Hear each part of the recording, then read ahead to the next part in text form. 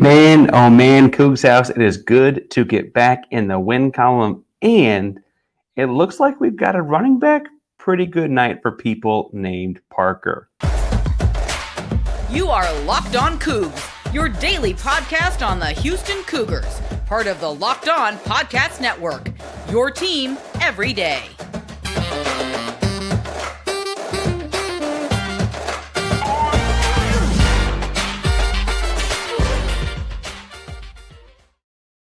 Welcome to Locked On Cougs, daily podcast about your Houston Cougars. I'm your host, Houston-born teacher and coach Parker Angel, here to break down all things Cougs. If you're a U of H fan or just a hater who can't stop by, please be sure to subscribe down below.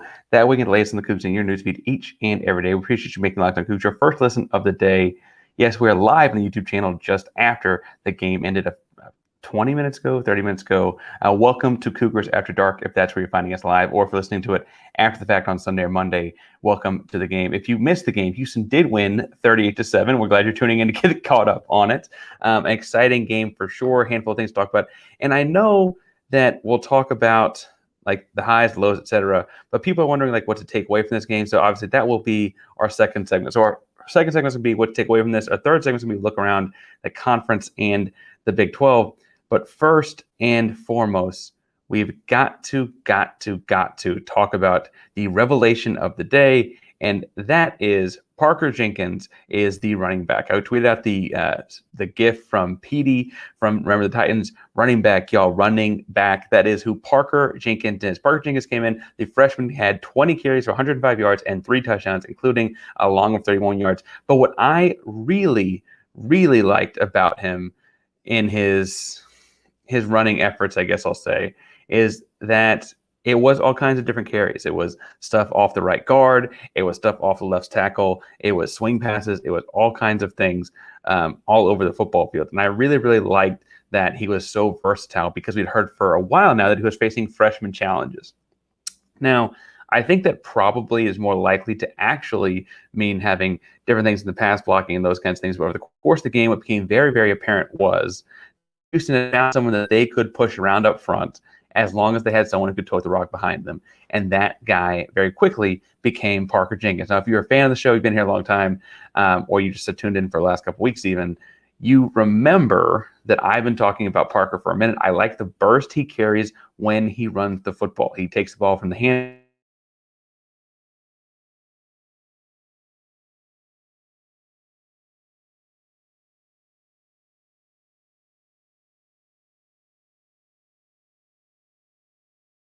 Because we'll check that out. That's part of going live. I am at my parents' house right now, so if it sounds different, looks different, that's a little bit as to why. If the Wi-Fi is not so strong, hopefully you can see and hear me, and hopefully things go well. And if not, we'll patch things up and put things out for a normal episode on Monday. Now, I look across the stat sheet from the game. We'll talk more about Parker Jenkins over and over again. But Donovan Smith going 31 of 40.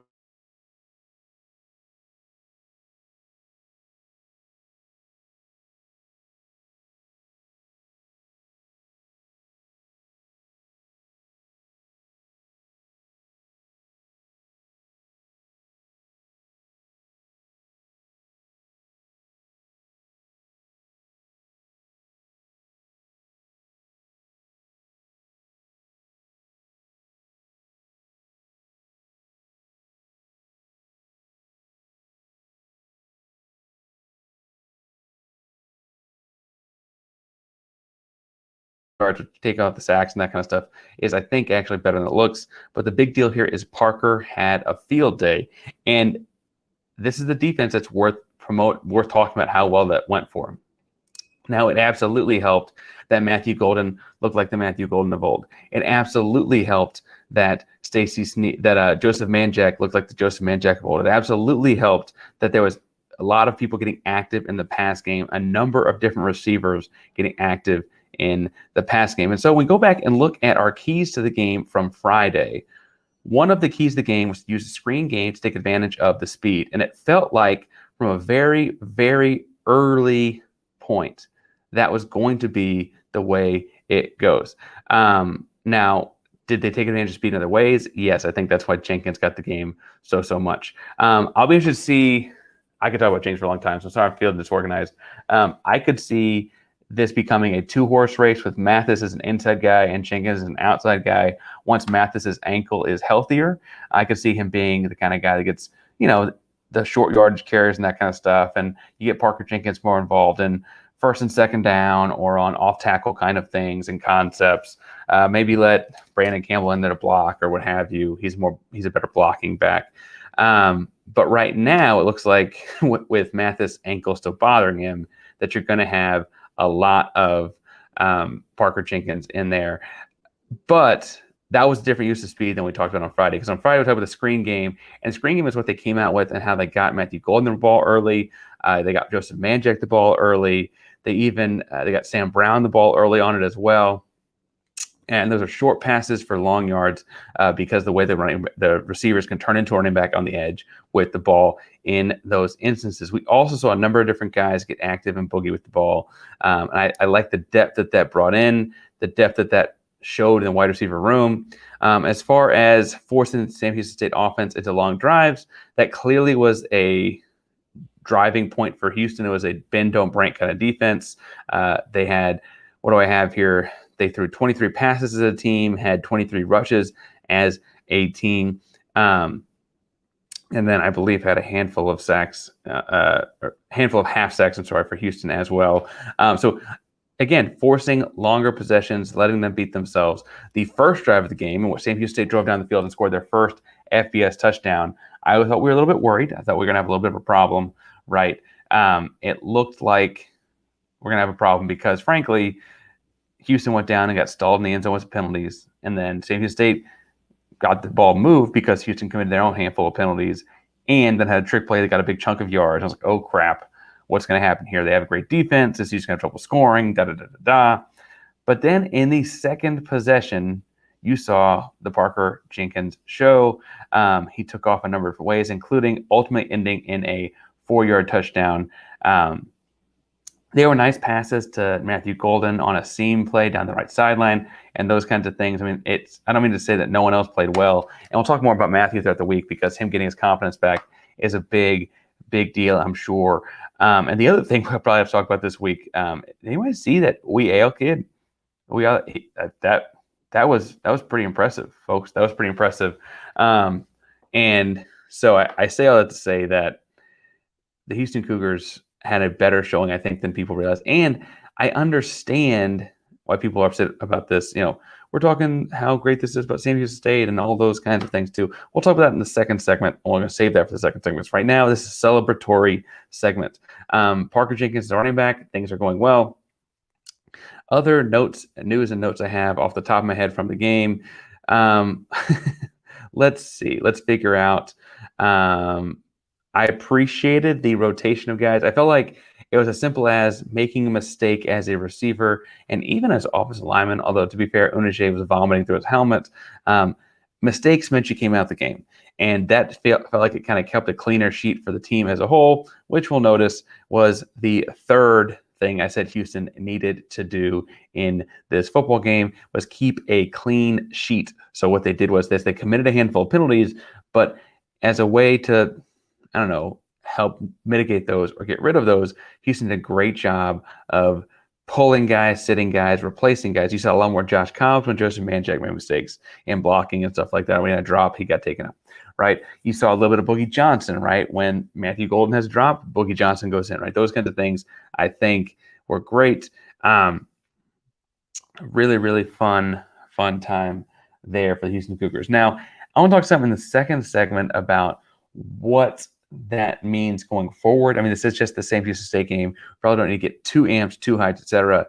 But we also need to talk some about, if you're building a good team like Sam Houston State's trying to do, you probably need to make sure you're hiring the right people. And these days, every new potential hire can feel like a high-stakes wager for your small business. You'll be 100% certain that you have access to the best qualified candidates available. That's why you have to check out LinkedIn Jobs. LinkedIn Jobs to find the right people for your team faster and for free. If you can find a bunch of different guys like Parker Jenkins to play on your roster, you need to go get them, and you'll get them right away. LinkedIn Jobs, you find the qualified candidates you want to talk to faster. Post your job for free at linkedin.com/lockedoncollege. That's linkedin.com/lockedoncollege to post your job for free. Terms and conditions apply. All right, so I've mentioned off the top that in the second segment we addressed this idea, like It was Sam Houston State. And what does this mean as we look across the rest of the season? I think I already have people telling me that I'm getting too high on this one because, well, frankly, because it's Sam Houston State and they just moved to FBS football. And even Corey, who represented them fairly well, I thought, this week in our guest segment on Thursday, he was like, they're going to struggle to win games this year outside of Conference USA, but they're working their way up. They got a good coach, etc. But I thought Houston did such a great job running the football tonight. And we've seen that Sam Houston State team really, really work well and stop the run, etc., against like Air Force when they run the triple option game, right? And they were prepared to stop that running attack. Houston came out with a freshman running back, and frankly, they'd had some touchdowns in short yardage situations, but it had not been a tremendous rushing attack across the season by any stretch. And they came down and put it on Sam Houston running the football, especially when Parker was back there. I'm really, again, excited to see what Parker and Tony Mathis do as a 1-2 back and forth, but we'll see how that goes later. Now, as far as the rest of things go, what I will say is that Sam Houston State is not a conference win. Houston is still over in conference play. This is still 0-1. But in building on things and good habits, I think it helps the team a lot in finding things that they were successful. We talked last week about what is the identity of this offense, what's the thing they can hang their hat on. And they were all throughout the game, they either said, hey, we're going to hand this thing to Parker around the right guard, usually went off the B gap and kind of read the tackle at that point. Sometimes went to the left side, but a lot of times you had Patrick Paul washing down the left side because they were aiming at the right side. Or you had the same kind of short yardage plays, but in, hey, snap, throw to Manjack in the flat. Snap, throw to Matthew Gold, not throw 2 blocks from. Snap, throw, just snap, throw, snap, throw, snap, throw. Not a whole lot of trickiness to it, but also not a whole lot of room for error. And I like the short throws in the sense that the ball's in the air for not very long, pre-snap read kind of stuff, finding the screen stuff early. I like that as an identity for this team because I maintain, even though they've had drops and they've had a rough first start of the season, that the receiver group here is a very, very strong receiver group. I maintain that Donovan Smith does a really good job of his pre-snap box count read. Frankly, to a fault, right? Like we talked about at the end of the Rice game, the box count said for him to throw the football.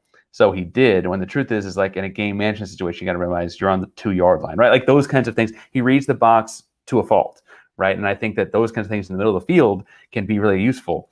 And so I looked at this as a good game for Houston to build on what they do really, really well. For the defense, I noticed a lot of, we'll say, new numbers out there. Is that a nice way to put that? New numbers. And what I think is interesting about that is like you saw Wegbu get in the backfield to get a couple tackles for loss. You saw Hamilton, I guess it got called back. Technically, he had a pick, right? Went to the house. I guess the went to the house part got called back. Brian George, who's been picked on to this point, had some success in pass coverage. Cedric Williams got after him and was healthy enough to do so. You saw Juwan Gaston get the game a little bit more because there was some other injuries happening along the back half. I liked his film a lot coming in. It was good to see him get in the football game. And then every time I see Traylon Payne's name on a stat sheet, I'm going to be like, man, that one commenter is going to tell me he proved me wrong because he did. I didn't talk enough about Traylon Payne in the preseason. He's out here making plays because he's that kind of guy. Again, we talked a lot about Parker, so I can keep talking about Parker Jenkins if we want to, but Parker did a great job tonight. Parker will continue to do a great job. They continue to hand the ball. They need to keep handing Parker Jenkins the football. But the other thing I thought was interesting that we saw, let's start Parker at running back. And that's not me, Parker, that's Parker Jenkins. Let's start Parker Jenkins at running back. I didn't play running back either. My running days are behind me. No, I think that interesting that you saw so many more. You saw a couple more balls intentionally thrown to the tight ends, like Burns and stuff like that. But I just felt like you saw more receivers on the field at a time. You saw Stephon Johnson out there a lot, Boogie Johnson, I should say. Josh Cobbs out there. I thought he caught the one that he got hurt on, but I guess they ruled that he didn't. Across the board, a rotation of guys that went deeper. And we were told by Dana Holgorsen this summer that this was a Big 12 roster. Frankly, and looking at the resumes, this read like a Big 12 roster. And then to date, we didn't rotate linemen when they were making mistakes, receivers when they looked gassed, D-backs when they needed it. And then on Saturday night, yes, it was a fairly handily won game, but they showed they were able to, right? They showed they were able to. They got other guys involved. Frankly, they had other guys held accountable once those said other guys were involved. I think across the whole, those are good culture pieces to build on, right?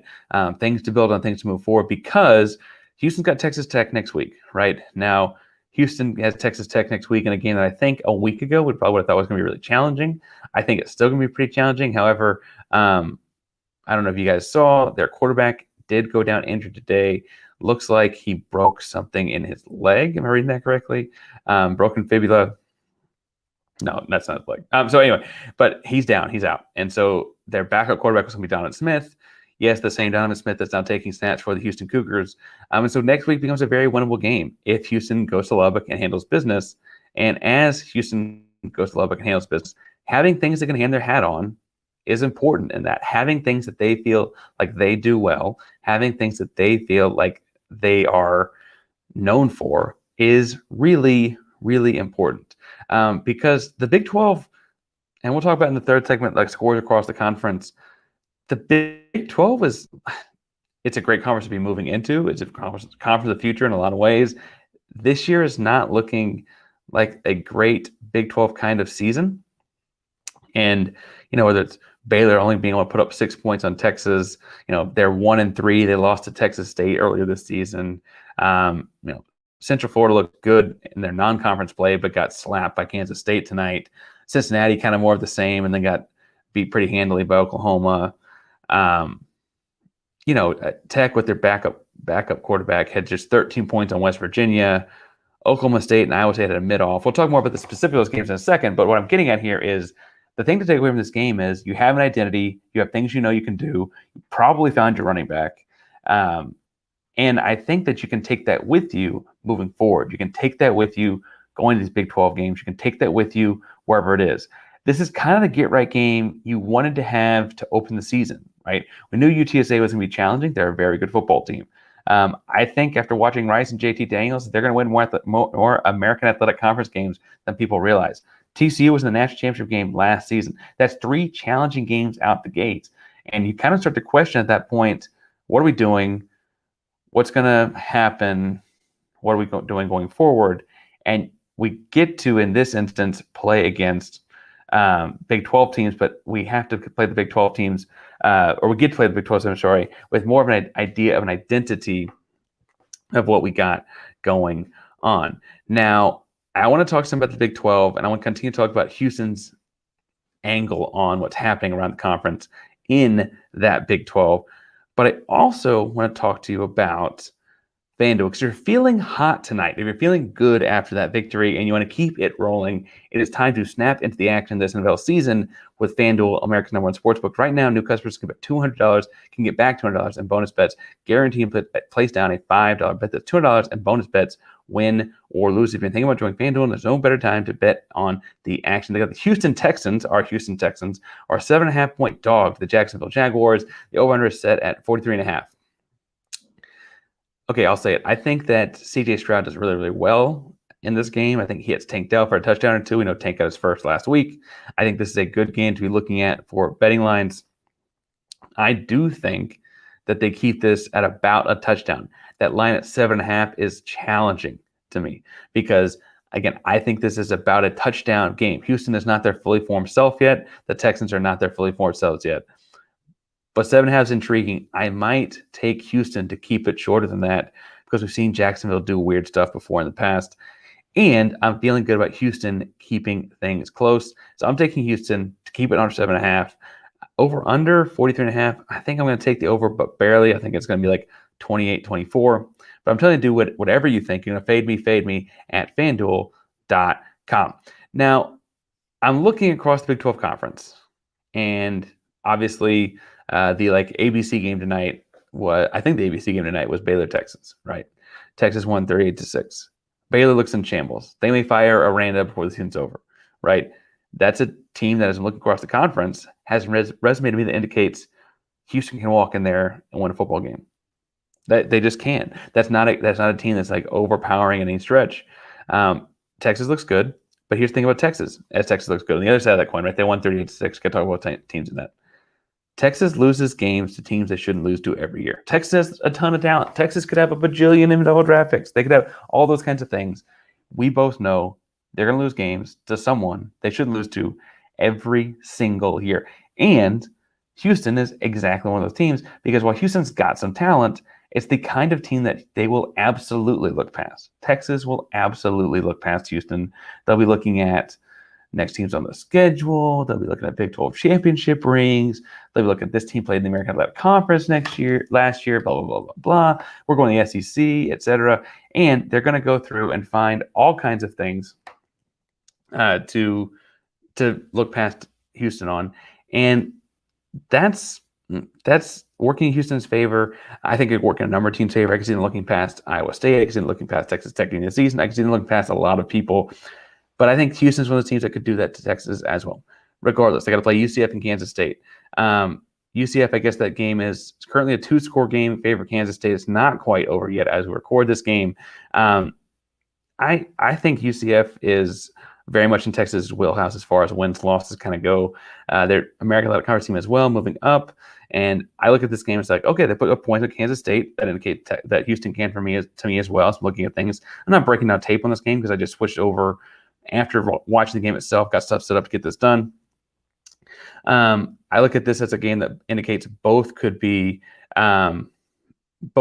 beat by Houston. I like to see that for sure. I look across the board at Oklahoma and Cincinnati. I think Oklahoma and Cincinnati indicates a couple of different things, but one of those things is that Cincinnati is going to have trouble scoring the football without their coach from last year. Obviously, he's moved on to bigger things. Cincinnati is left behind.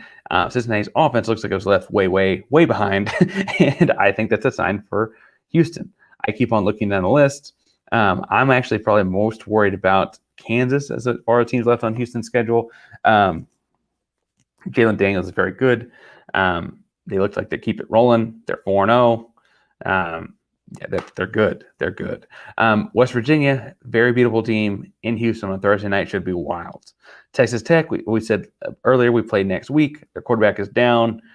That should work in Houston's favor unless history repeats itself. I saw someone say that before. Yeah, we have played Texas Tech's backups and lost in the past. So again, if history does not repeat itself, we should be okay there. There'll be a lot riding on Donovan Smith in that one, a lot riding on Dana Holgorsen because they're doing a whole Mike Leach honoring. Cliff Kingsbury will be there as well. That puts a weird amount of pressure on Dana. It's kind of a weird week for Dana too.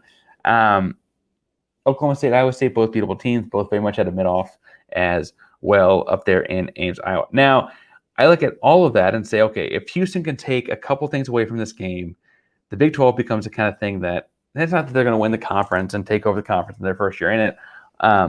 Although it obviously I'm rooting for them to win every game, so I guess rooting for them too is one thing. It does look like the kind of conference, though, that if Houston can take some of these same basic things with them, if they can continue to focus on getting the ball to their playmakers' hands in space, the way I wanted them to do that and the way they did that tonight was in the screen game. If they can do those kinds of things to get the ball to those guys in space, that's a thing that they can take with them each and every week. If they have found their running back, and there's freshmen, while they've been very hesitant to play freshmen, I think that that's the thing they can take with them moving forward. And what I think they realized over the course of this game is those two things in conjunction work a lot to help out their quarterback play. Donovan Smith, looks very strong at times. I think I saw on Twitter, people were criticizing him for having a Sam Brown drop in the back of the end zone in the first quarter, on the first drive. Unreal. The ball hit his receiver in the hands, in the back of the end zone. The guy couldn't get his hands on the ball and get his feet in bounds at the same time. That is not on the quarterback, right? There were a lot of things throughout the night where I thought Donovan Smith looked better than average. Now, is he Tom Brady and Patrick Mahomes?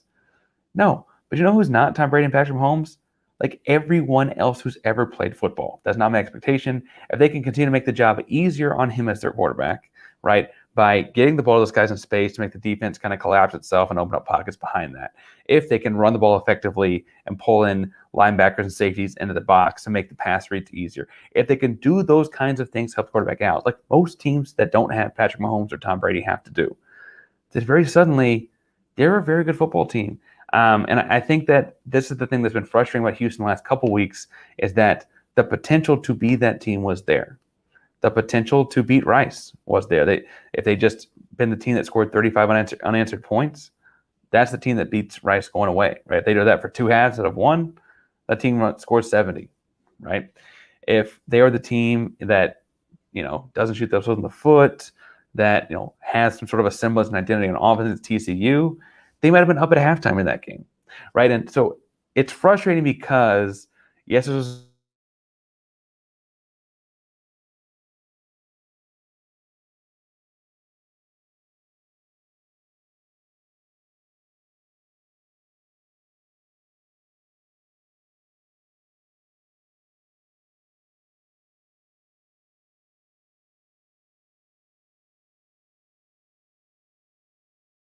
after we have a couple days to study what happened in the course of the game from an X's and O's perspective. But then Wednesday, we got to turn the page to tech because Big 12 play starts back up.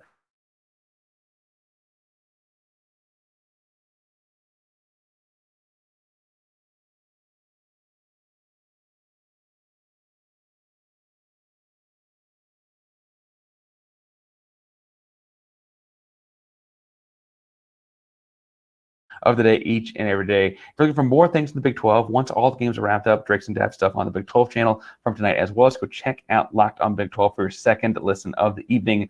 Thank you all so much again. Locked On Coogs, the primary Locked On podcast network. That means your team every day. Go Coogs.